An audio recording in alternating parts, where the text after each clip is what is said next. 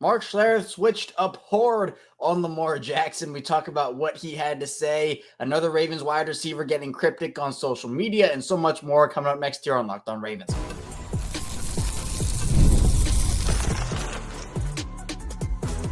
You are Locked On Ravens, your daily Baltimore Ravens podcast. Part of the Locked On Podcast Network, your team every day. Welcome to another edition of Locked On Ravens, your daily Baltimore Ravens podcast. I'm your host, Kevin Allstriker of Ravens WR, here with you on the Locked On Podcast Network, your team every day. Thank you so much for being here on this bonus edition of the show, making Locked On Ravens both a part of your day and your first listen each and every single day. Free and available for you, as always, all podcasting platforms. In video form on YouTube, you can hit that like and subscribe button. In audio form, you can hit that follow along and subscribe button. We bring you 5 days a week of daily Ravens coverage, plus more as well. Today's bonus episode of Locked On Ravens is brought to you by LinkedIn. LinkedIn Jobs helps you find the qualified candidates you want to talk to faster. Post your job for free at linkedin.com/LockedOnNFL. Terms and conditions apply. Hopefully everybody's enjoying their weekend so far. Hey, it's a stress-free weekend. The Ravens end up winning 35-34 against the Bengals on Thursday night. So, right, we're not stressing about a game on Sunday. The Ravens got the job done. They went 1-0, moved to 7-3, 2-1 in the division, a big win for the ball club. But we still have a lot to dive into. Again, continuing to just break down everything that happened in that game. But there was a lot to dive into with what was said after the fact about the Ravens, about Lamar Jackson, about the defense. We got drama again for this Ravens team. It's very weird to say drama and Ravens in the same sentence, although I guess it does happen to every team. So in the first part of the show, we'll talk about Mark Schlereth. If you remember, Mark Schlereth went off on Lamar Jackson, talked crazy about him for like a week, 2 weeks or so. That took over, the Ravens social media airwaves for a little while there over the summer. He switched up on Lamar after this Cincy game, so we'll talk about what he had to say and if we're giving him a pass or not. Then in the second part of the show, another Ravens wide receiver got cryptic on social media. We'll talk about what he had to say. And then finally, we'll just get more into what was said and break down that Ravens and Bengals game a little bit further. So, Mark Schlereth, definitely look, we see this all the time, honestly. Now, some people are quicker to admit their negative takes more than others, and not that Mark Schlereth, admitted anything about his previous takes. So for those who don't remember, those who might not have even caught what was going on with Mark Schlereth, just to preface, I think it was July it happened, but Mark Schlereth ended up talking about how he was so fed up with hearing about Ravens fans. He ripped the Ravens fan base, talking about how he's so tired of hearing excuses for Lamar Jackson because the Ravens draft all these receivers. And, he says, I don't want to hear about Lamar having no help because the Ravens do this and the Ravens do that. And then talked about some of the passing stuff and some of those narratives that, we've heard plenty of times, but just are not true about Lamar as a passer. And Mark Schlereth ended up talking about Lamar after that Bengals game and was a definite switch up, praised Lamar up and down, said, quote, he will make an NFL player look like a JV player. He has shown zero weaknesses this year. He is amazing. And talked about some of the differences between the Ravens and Lamar from the AFC Championship game, and talking about the panic of not running the football in the championship game. And he ended up talking about how when the Ravens don't throw more than they run, they're great, and talked about, the Ravens are 2-3 when they pass more than they rush this season, and that's an improvement. I'll say this again. I said this, I've said it a bunch of times. I said it last night, and I said it the other day as well. Look, Lamar is a pass-first quarterback. He's always been a pass-first quarterback. And the Ravens, their identity is a run-first team, right? That's just who they are. And I get that and I understand it. But we have seen time and time again, not just this season. I think that's the main misconception here. Not just this season. Lamar has been able to bring the Ravens back with his arm, to lead the Ravens to a big victory with his arm. This is not just a this year thing. He's putting it on display pretty much week in and week out. He tied his total for passing touchdowns through 10 weeks that he had all of last year. 24 passing touchdowns he had all last year. And through 10 weeks, he already has that total. So obviously, he's absolutely decimating teams with his arm, but he doesn't have to run as much. And although Derrick Henry's balling out and Lamar can obviously pick up yards with his legs, he's putting it on full display, but it's not like he hasn't done that before, right? If you have watched this Ravens team over the course of Lamar's career, we have seen this happen plenty of times before. This is not new. This is not a new thing. And so for Mark talking about that, I was just like, okay. I mean, they can win both ways is what I'm honestly gonna equate that to. Because yes, when they are on running the football, it's almost impossible to stop them. And if the Ravens defense doesn't give up 30 points, which right now seems like, you're kind of lucky if they give up like 30 is the minimum. Seems that way against a lot of these high-powered offenses. Like, I don't know how that's going to go. But regardless, if your defense is giving up point after point after point, I mean, Lamar can do his thing on the offensive side of the ball. Derrick Henry can do his thing. This offense can do their thing. This is a historic level offense. And I mean, I'm glad Mark Schlereth is praising Lamar. I'm glad that he is, kind of seeing the light a little bit, I guess. But there's definitely a little bit of, hey, stay on that side. You were talking crazy, and here we are. So, hey, you know what? If he wants to be a Lamar stand now and kind of switch up and consistently praise Lamar, kind of like what we see with Colin Cowherd, who did. We'll talk about Colin in the final part of the show, what he had to say about Lamar this week, because Colin Cowherd was one of Lamar's biggest critics coming out of college, had crazy things to say about him, said Josh Rosen, Sam Darnold were better than him, like all this stuff. But Colin realized his mistake. He apologized, and now he's been one of Lamar Jackson's biggest defenders. So that's something where it's like, yeah, okay. Colin really stood on business with that, right? Like, he made sure to acknowledge his mistake, and now he defends him, and that's great. So if Mark wants to do that same thing, that's awesome. But if this is just like a one-off and then it's back to criticizing, then, it's a stay on that side type of deal. And, I don't think what Mark said was wrong here. I'm not disagreeing with the stuff from the summer. Yes, I disagreed with that. But this in particular, the fact that, he makes any player look like a JV player, showing zero weaknesses this year is amazing. I mean, what is Lamar's weakness this season? What is it? I mean, you'd have to kind of dig deep to find one for him. If I had to give a weakness for Lamar this season, man, I guess I'd probably say that sometimes he passes up open rushing lanes and tries to force a ball somewhere, but he doesn't really force balls this year. Like, he doesn't. Like, that was an issue for him earlier in his career, where he was forcing bad throws, and that was happening as his development was continuing. But even now, he doesn't force bad throws. Like, he doesn't do it. He had a couple of not so great ones against Cincinnati, but for the most part, he was great. But he does pass up rushing lanes at times where it feels like he can pick up a chunk play and he'll instead try to make something happen with his arm.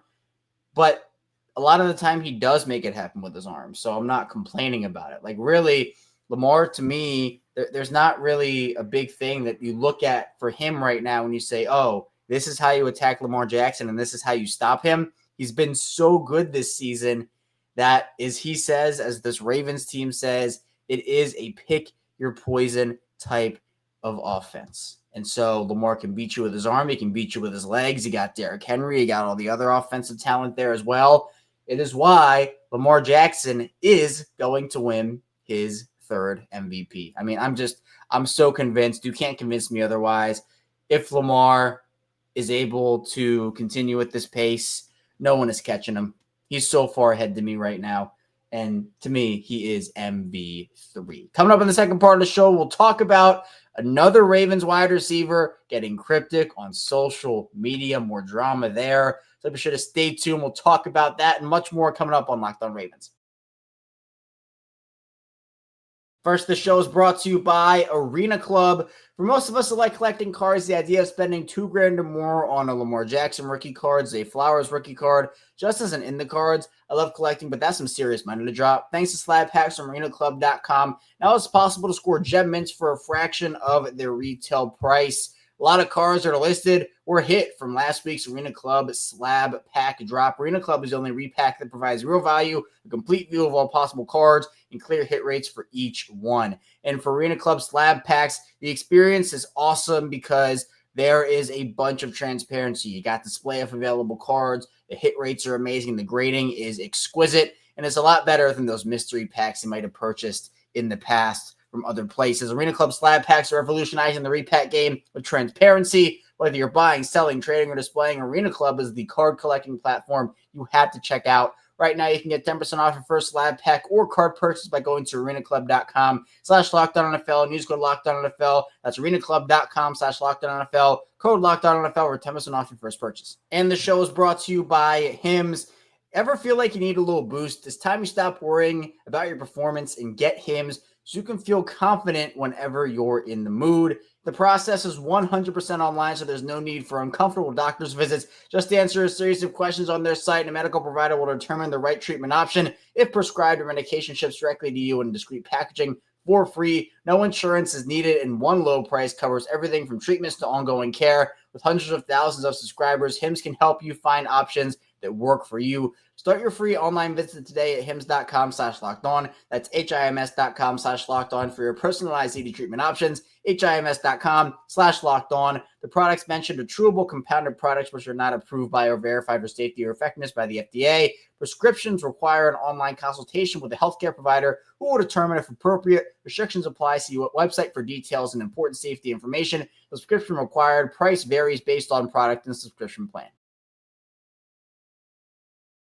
We are back for our second segment, Locked On Ravens. Kevin Allstriker here with you on this bonus edition of the show. Appreciate everybody for tuning in today. Be sure to hit that like and subscribe button in video form. Follow along in audio form as well for 5 days a week of daily Ravens coverage. On the video side of things, just hit 9,000 subscribers. We're growing at a rapid pace here on Locked On Ravens. And again, once we hit 10,000 on YouTube, the first day I started this channel on YouTube, I said I would wear a Dixie Cup outfit, that pattern, for a full week. So be sure to hit that subscribe button to get closer to that for me. I'm actually really looking forward to it. And then in audio form, that community is growing at a rapid rate as well. So appreciate everybody who tunes in there. Word of mouth also really important. Again, you can always promote the show on social media. I always appreciate that. But word of mouth still a really big thing. So if you have a friend or a family member who's a Ravens fan, wants daily Ravens coverage, Ravens content, be sure to send them over our way here on Locked On Ravens.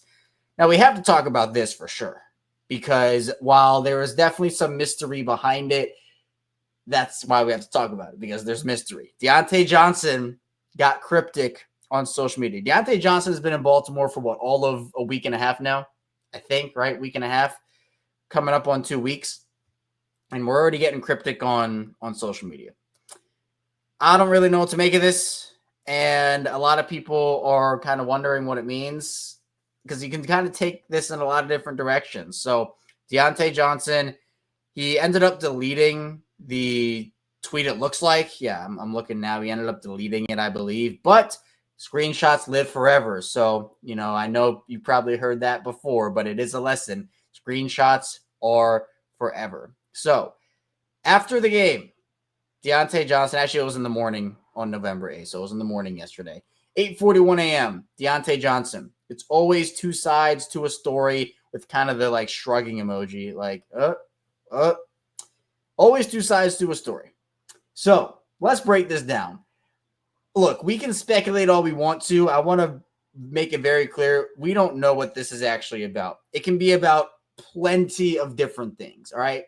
We can break it down. We can talk about it, but I don't want to put words in Deontay's mouth and say, oh, well, this is what he means, because I don't know what he means. And I want to be transparent about that, because I don't think anybody really knows what he means unless I missed something. So we know that Deontay had not a great game on Thursday night. Ended up having a catch, but that catch ended up going for I think it was 6 yards. And He ended up getting stopped before he could reach out of bounds, and the Ravens had the clock ran down to the half. Now, that's John Harbaugh's fault, not Deontay Johnson's fault. John Harbaugh wasted 2 timeouts at the very beginning of the game, and that's a Harbaugh thing. That is not a Deontay Johnson thing. But there was a play later in the game where Deontay got open.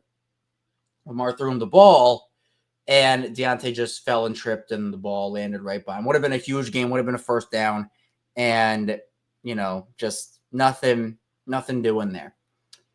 Deontay also got outshined by Nelson Aguilar, got outshined by Tylan Wallace. And look, going forward, I would give Tylan Wallace snaps over Deontay Johnson. I would. I think Deontay's fine depth, but that was all we talked about here on Locked On Ravens when the trade happened. You're not bringing him in to play a huge role. You're not bringing him in to take snaps away from Zay Flowers or Rashad Bateman.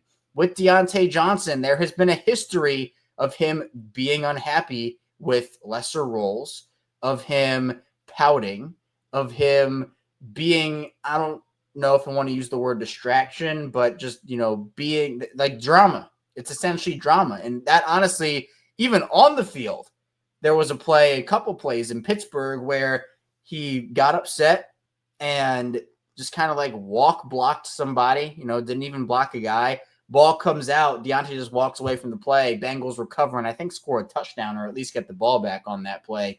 So there is a history here. It could mean a lot of different things because it could mean that maybe Deontay was, brought in with an expectation and through 2 weeks, because this is now his second game, the expectation hasn't been reached. This could also be as simple as just, hey, I'm learning the playbook, cut me some slack, because people were roasting him on social media. So it could just be that. Could be, hey, I'm getting acclimated. There are 2 sides of the story of why the game didn't go the way I wanted it to on Thursday. Maybe that's what it is. That could easily be what it is. There are a bunch of other things as well. If you have an idea of maybe what you think it is, be sure to comment it down below on YouTube. You can message me on Twitter about it, on social media if you're in audio form, because there are a bunch of different ways that we can take something like that. But I say it's another Ravens wide receiver getting cryptic because this is not the first time that a Ravens wide receiver has done this in recent seasons. Obviously, the big one was Marquise Brown. Feels like all those years ago now, talking about, oh, well, why do you have soldiers if you never use them, right? Like that was the big one, and that still gets used today. I saw this tweet by Deontay Johnson get compared to that soldier tweet that we got from Marquise Brown. Zay Flowers took to social media early this year, and he retweeted something about, getting himself the ball after, I think that was the Raiders loss. Yeah, I think that was the Raiders loss that happened. Rashad Bateman has taken to social media before multiple times and expressed frustration or, claps back, this, that, and the other. So it is a pattern for Ravens receivers to take to social media and, express something. And again, that's anybody can do that, right? I don't have necessarily a problem with it, but it is a trend. And obviously that stuff gets addressed, right? I think the Marquise Brown thing got addressed. Obviously Eric DeCosta and Rashad Bateman talked it out. I don't know what happened with the Zay. I think John Harbaugh said he didn't even see the Zay thing, but that stuff is addressed. You're allowed to speak your mind. You're allowed to do that. I'm not saying you can't, please. I mean, and it gives kind of a glimpse of what's going on. So these guys can do that, and I'm not upset at them for being able to put that out there and feel comfortable putting that out there. Now, Deontay Johnson deleted this, so I don't know if he maybe regretted it or this, that, and the other, or he saw it was getting taken the wrong way, or maybe it was getting taken the right way. Who knows? But I just, if this is he's unhappy thing with his role, it's not going to get like that much better for him because Isaiah Likely will come back at some point. You're going to use Nelson Aguilar. You're going to use Tylan Wallace. And those guys have been in the system now for multiple seasons as opposed to Deontay, who did just get there. So if it is a role thing, this is kind of what the role is going to be, in my opinion. Like he can be your number 3, but I think the Ravens do trust other guys right now. Maybe that changes once he gets up to speed. But, yeah, I'm another Ravens wide receiver getting cryptic on social media. So coming up in the final part of the show, we'll continue breaking down the Ravens and the Bengals game from Week 10. We'll get into that, plus what other people are saying about it, including Colin Cowherd. So be sure to stay tuned. Plenty to talk about on Locked On Ravens. First, this show is brought to you by LinkedIn. When you're hiring for your small business, you want to find quality professionals that are right for the role. That's why you have to check out LinkedIn Jobs. LinkedIn Jobs has the tools to find the right professionals for your team faster and for free. So for me, I've had a ton of great experiences over on LinkedIn, networking, connecting. LinkedIn, it's really awesome over there. LinkedIn isn't just a job board. LinkedIn helps you hire professionals you can't find anywhere else, even those who aren't actively searching for a new job, but might be open to the perfect role. In a given month, over 70% of LinkedIn users don't visit other leading job sites. So if you're not looking on LinkedIn and looking on the wrong place, on LinkedIn, 86% of small businesses get a qualified candidate within 24 hours. Hire professionals like a professional on LinkedIn. Post your job for free at linkedin.com/LockedOnNFL. That's linkedin.com/LockedOnNFL to post your job for free. Terms and conditions apply. And the show is brought to you by FanDuel. Get ready to tackle the NFL action with FanDuel, America's #1 sportsbook, because right now new customers can bet $5. You get $150 in bonus bets if you win. The FanDuel Sportsbook app gives you everything you need to place live bets on the NFL all in one place. So when you get 100 in the middle of the game, you can check out the latest stats, your live play-by-play, and so much more on the same page where you place your bets. Just visit FanDuel.com to join today. You'll get started with $150 in bonus bets if you win your first $5 bet. That's FanDuel.com. Never waste a hunch and make every moment more with FanDuel, an official sportsbook partner of the NFL. We return our final segment, Locked On Ravens. Kevin Oestreicher here with you still on this bonus edition of the show. This has been awesome to see the show grow over the course of my time doing this. I've been doing it now. This is my 6th season covering this team, and it's been an incredible journey, an incredible ride here. Started up in August of 2019, and if you've been an everydayer over the course of that journey, or you've popped in and you become an everydayer, really appreciate your consistent support. If you're new to the channel, welcome in. Hopefully you stay a while, and if you're somewhere in the middle, welcome back in. Again, 5 days a week plus more of daily Ravens coverage for you. We go live after every single Ravens game, so we obviously had a crazy instant reaction stream after the Ravens and Bengals game on Thursday night. We do bonus episodes like this. We go live after every single piece of Ravens big news as well. We have so much coming your way, Ravens content-wise, plus obviously our regularly scheduled Monday through Friday program. Ravens at 35, Bengals at 34. Baltimore gets the job done. And man, did they need this game. 4 AFC losses through 10 weeks. You can't have that. So Baltimore goes to 7-3, and really on the back of Marlon Humphrey's forced fumble, as I mentioned, that was a huge play. Lamar Jackson turning it on after that. And Lamar said that play really kind of sparked what the Ravens did on offense. And once Lamar got into that rhythm and got into that groove, that Bengals defense could not stop him. Bengals did a decent job stopping the run. I mean, as a whole, the Ravens only averaged 4 yards per carry and had 99 on the day because Lamar Jackson had a kneel down, so their 100-yard consecutive game rushing streak actually ended.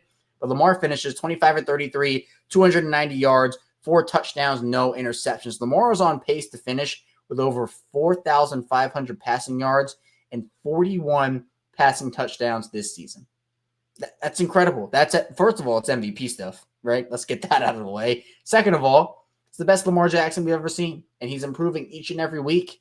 And he's out there. He's taking jump shot sellies on his touchdown throws, 3-point celebrate. He's just having fun out there. He's doing his thing, and he's dicing teams up while doing it. And you have different guys contributing each and every week, which I love. It's not that throw the ball up, Mark Andrews is down there. Mark had a great game on Thursday, right? Had the touchdown, 6 for 68 for him. But Tylan Wallace has that 84-yarder down the sideline. Bengals can't tackle, and it's kind of a lazy play by them. The Bengals, by the way, I think we talk about the Ravens getting in their own way all the time. Man, Bengals are such a poorly coached team. I mean, it is truly. I get people have an opinion on John Harbaugh, whether you like him or you don't. Zach Taylor's an atrocious NFL head coach. Awful. I mean, I've been vocal about this. Is not me just coming out and saying this out of the blue. If you've been listening to me, if you're an everydayer, you know that I thought Zach Taylor should have been fired maybe even 2 years ago. Definitely last offseason. He has to be gone. I mean, he has to be gone this offseason. So I digress. And Baltimore took advantage of Cincinnati's mistakes, such as Cincinnati tore Baltimore up in the middle of the field, tore Baltimore up on third down, in the middle of the field stuff. And what was it, 3rd and 4, Bengals up 1. Since he decides to take 2 deep shots on 3rd and 4th down instead of kicking like a 54, 57-yard field goal with McPherson, 4 yards to go, you take 2 deep shots. What is that? What is that? I don't know. But regardless, Baltimore took advantage of that. They come back and they win the game. So shout out to Tylen. Shout out to Mark Andrews. Rashad Bateman had a really good game too. Had that drop, but for the most part had a good game. 654, a touchdown for him. On the defensive side of the ball, though, not so great outside of Marlon Humphrey. And I will say an improved pass rush. I will say an improved pass rush. I thought the pass rush looked better, a lot better. Part of that is Cincinnati's offensive line is terrible, and they were missing Orlando Brown and Trent Brown. So that obviously factors in. But they were supposed to look better in this game. If they didn't look better against that offensive line, we were already talking about the Ravens having issues pass rush-wise, it would have been over. Like, it would have been done. Their pass rush would have been finished. And Nnamdi Madubuike comes alive. He has 3 sacks. I thought guys had moments in this game. But, man, that secondary is just brutal. It's brutal. Brandon Stevens, what a night and day difference from last year Brandon Stevens to this year Brandon Stevens. And usually when you say that, it's a good thing. I guess we can flip it this year and say day and night for Brandon Stevens. It was not a great game for him. Did turn his head around on an almost interception. But other than that, Jamar Chase definitely cooked him in this game. Marcus Williams, another poor game from him. They need to figure it out in the secondary. Because, yes, Joe Burrow is one of the best quarterbacks in the league. Jamar Chase, one of the best wide receivers in the league. But they had no one else. No one else on that offense. T. Higgins, out. Eric All, out. Zach Moss, out. Mentioned Orlando Brown, out. You're going to have more well-balanced offenses coming in to town.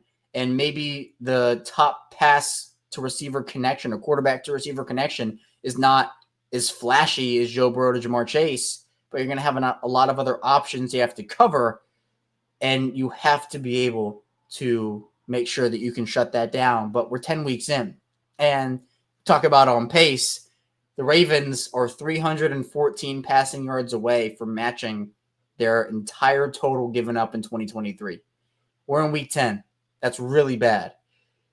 So you have to be able to do a much better job when it comes to that for sure. But we've been saying that for the entire season, and nothing has really changed in that regard. So, I mean, there's still time, but I'm losing more and more hope each and every week because it's not a talent issue. I don't think it is, but it just seems like guys are losing their assignments, the play calling, this, that, and the other. Again, it's like enough with the fix it talk. Just fix it. Just do it. But, you said that. Now, I did say we'd talk about what some other people had to say here. Colin Cowherd went to bat for Lamar Jackson again. He said, quote, all he does is prove people wrong. Lamar Jackson has become the show Mythbusters. The only difference is that none of the myths are ever true. Keep doubting this kid. Go ahead. Keep doubting him. I mean, it's true. Some of the stuff that we heard about Lamar, in fact, a lot of the stuff we heard about Lamar coming out of college was never true in the first place. Sure, was he raw as a passer? Absolutely. But a lot of guys are, and a lot of guys have to improve. But people took that to he's a wide receiver, he's a running back, he can't throw, can't come from behind. Blueprint is make Lamar throw and you win. None of that was true in the first place. And you just you had to be there at the start for Lamar to now to see the growth and the evolution. But even at the start, while, yes, his rookie season, it was running in that offense because it was kind of like a makeshift because Flacco got injured. 2019, he led the league in touchdown passes in his second season. And people are saying, oh, well, he can't throw. He already led the league in touchdown passes, 36-6 touchdown to interception ratio. He was breaking records a second year with his arm, and people still say he can't throw. I mean, that's kind of where we are with Lamar. But you know what? You win a Super Bowl, and you get a third MVP, and all of a sudden no one can keep you out of top 10 talks, and maybe you're already in top 5 talks if that happens. So, man, Lamar, there's a legacy for Lamar. He's already built up an incredible one, but there's still so much that he could potentially add to the table here, not only this year, but obviously over the course of the rest of his career as well. And Marlon Humphrey, by the way, did call out the Ravens secondary, called them the the defense, little brothers of the team, and ripped into them. And we talked about that a lot more on yesterday's show for Locked On Ravens. So be sure, if you want more of an in-depth analysis on that, just check out the show from yesterday. That's all I have here today, though, on this bonus edition of Locked On Ravens. Be sure on the way out to hit that like and subscribe button in video form and in audio form. Be sure to hit that follow and subscribe button on the way out as well. Coming up tomorrow, another bonus episode coming your way as we talk more Baltimore Ravens football all the way. So be sure to stay tuned, and I'll see you right back here tomorrow on Locked On Ravens.